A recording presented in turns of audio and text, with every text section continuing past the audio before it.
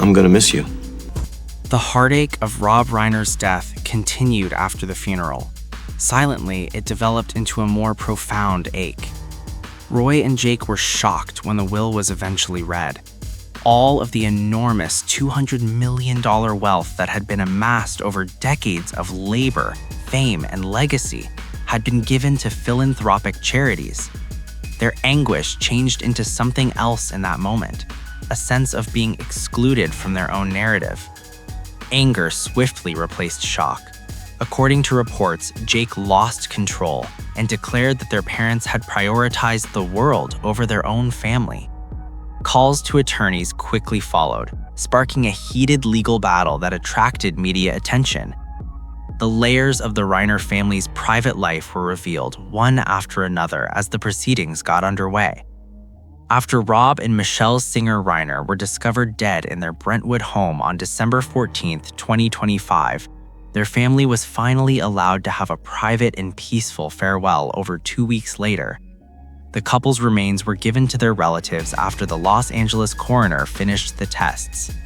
By December 19th, documents identified Jake Reiner, their oldest son, as the official informant on both certificates and the recipient of their ashes. Rob and Michelle Reiner were cremated at Mount Sinai Mortuary, according to records from the Los Angeles County Department of Public Health, a reputable Hollywood Hills Jewish funeral home. Well known for being the ultimate resting place for many of the most cherished celebrities in Hollywood, Mount Sinai Mortuary is more than just a place for cremations. It has a close relationship with the adjacent Mount Sinai Memorial Park, which is revered by the Jewish community as a sacred resting place. The procedure is completed quickly in accordance with Jewish custom, which demands prompt burial. Say I had a problem, which I probably did for a while with weed. I was pretty addicted, like 15 to 25 joints a day. I mean, I've been on so many different antidepressant, anti-anxiety meds since I was like 15, 16. I've been suicidal, but never to the point of doing anything or acting on it. Still overwhelmed by grief, Romy and Jake Reiner chose to mourn in silence. There were no press conferences, no public statements, and no spectacle. Instead, they surrounded themselves with a small circle of trusted loved ones. In one deeply emotional decision, the ashes of their parents, Rob and Michelle Reiner, were brought to Jake's home so the family could keep them close during the most painful days of loss. According to sources close to the family, no permanent resting place had yet been decided. Some believed the ashes might eventually be scattered somewhere meaningful, while others suggested a portion could be placed in the family cemetery. But that fragile calm didn't last. Just days later, cameras from major outlets including ABC News, Fox News, and NBC captured Romy and Jake entering a high-profile Beverly Hills law firm, one known for handling complex inheritance battles among Hollywood's elite. Dressed in dark clothing and sunglasses, both appeared visibly exhausted and heartbroken. They said nothing as photographers shouted questions. The images spread rapidly online, quickly paired with explosive headlines hinting at a $200 million inheritance battle. Public speculation spiraled out of control. Why were they meeting lawyers so soon?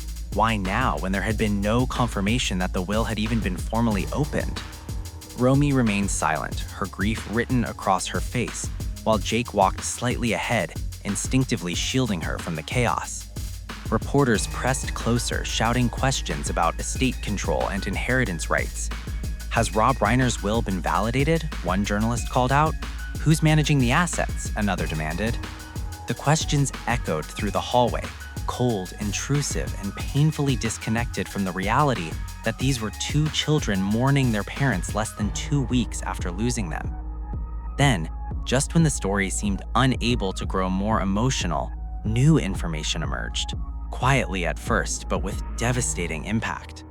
A source close to the family revealed that Rob Reiner had made an unexpected decision. Nearly his entire estimated $200 million fortune was directed to charitable foundations. According to longtime friends, the decision wasn't rooted in rejection or emotional distance. It reflected a philosophy Rob had lived by for decades.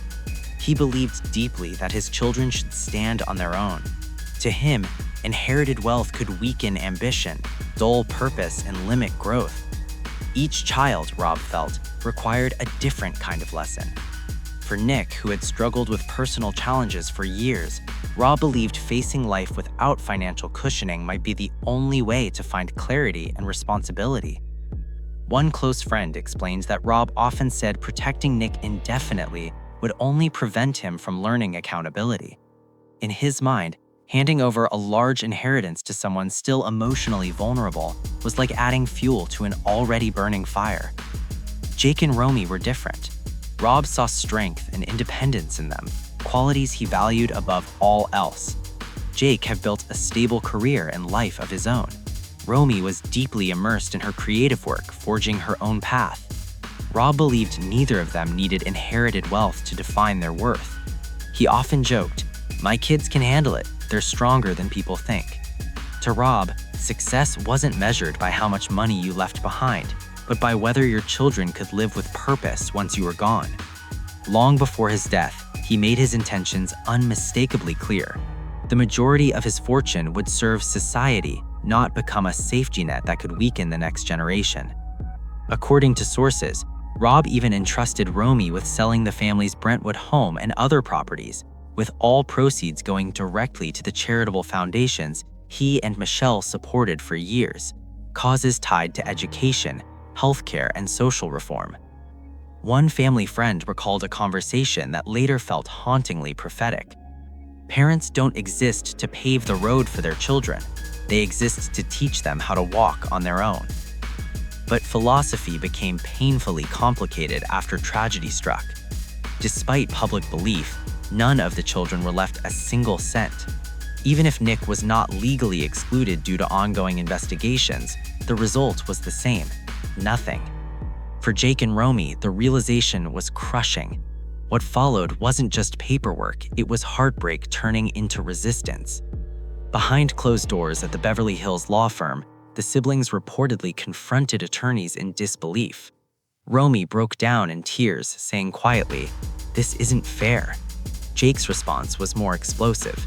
"They chose to take care of the world. They forgot about their own children," he allegedly said. Those weren't words of greed, they were words of pain. The siblings weren't angry at charity itself, they were angry at feeling erased from their own family's final chapter. Determined to fight, Jake and Romy began exploring every legal option available, questioning trust structures, timelines, and potential vulnerabilities in the will.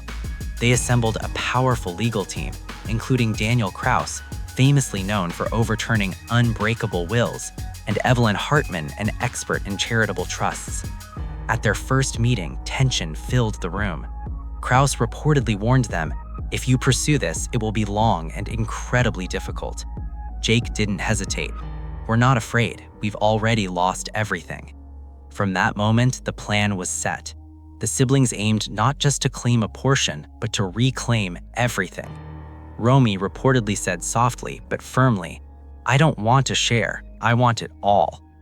Their lawyers cautioned that challenging public charities could spark backlash and tarnish their parents' legacy. But Jake's response was unwavering. "Public opinion isn't my family." Behind the scenes, attorneys began gathering personal journals, emails, and private reflections, anything that might suggest Rob's final decisions didn't fully represent his emotional state. As Kraus reportedly said, "This isn't just about money. It's about redefining what their father's legacy truly means." What began as a legal battle became a deeply human one, where love, grief, and resentment collided. The very values Rob had taught, independence, accountability, and self-reliance, had now become the foundation of their children's rebellion. Outside, the world continued to celebrate Rob Reiner as a symbol of compassion and social justice. Inside his family, those same ideals were quietly tearing everything apart. "Rob always believed his children would understand," said one family friend, but he left before hearing them say they weren't ready. And so, the story of Rob and Michelle Reiner's will became more than a financial dispute. It became a painful reflection on love, legacy, and loss. A reminder that even the most generous intentions can leave behind wounds no inheritance can heal. For decades, Rob and Michelle Reiner were admired as one of Hollywood's most socially conscious and committed couples. Their shared passion for helping others wasn't performative, it shaped every part of their lives. From championing early childhood education to fighting for equality and human rights, their mission extended far beyond the film industry. One of their most meaningful achievements was the creation of the I Am Your Child Foundation, a groundbreaking nonprofit focused on the critical developmental years between birth and age 3. At a time when early childhood development was rarely discussed on a national level, the foundation changed the conversation entirely. Educational films like I Am Your Child, The First Years Last Forever, featuring voices such as Tom Hanks and Oprah Winfrey, reached millions of families and reshaped how an entire generation understood emotional growth and early learning. Building on that momentum, Rob went even further by launching Parents Action for Children, an advocacy group dedicated to bringing neuroscience and child psychology into public policy. His goal was bold: to push lawmakers, especially in California, to invest in young children and support low-income families for the long term. Michelle worked tirelessly behind the scenes, connecting donors, experts, and legislators, ensuring every initiative had both structure and heart. One of their most impactful victories came through Proposition 10, a campaign Rob led that introduced a small tax on tobacco products. The revenue was directed toward First 5 California, an initiative focused on healthcare, education, and overall development for children under 5. The result was historic: billions of dollars invested in children's futures, widely regarded as one of the most successful examples of activism translating into real policy change. Rob's commitment to equality didn't stop there. He co-founded the American Foundation for Equal Rights, a group that played a crucial role in challenging laws restricting marriage equality in California. That fight ultimately contributed to the landmark 2015 Supreme Court ruling that legalized same-sex marriage across the United States. While Rob often stood in the spotlight, Michelle remained the quiet strategist, coordinating outreach, mobilizing artists, and ensuring every campaign carried emotional truth. Beyond their own organizations, the couple donated consistently to public education, mental health initiatives, addiction recovery programs, and countless social causes. Most of these contributions were made quietly. Rob believed true generosity didn't need applause. Even through film, Rob blended art with activism. His movies carried messages of humanity and empathy, and he frequently hosted charity screenings to raise funds for community programs. Michelle, as a producer, became the perfect partner, merging creativity with compassion into a single purpose-driven vision. Few people knew how hands-on they truly were. Rob and Michelle served on advisory boards for child welfare and early education programs across California. They attended long meetings, reviewed detailed reports, and questioned every budget line to ensure money went exactly where it mattered most. They also played a major role in political fundraising, hosting high-profile events in support of figures like Al Gore, Hillary Clinton, and Joe Biden.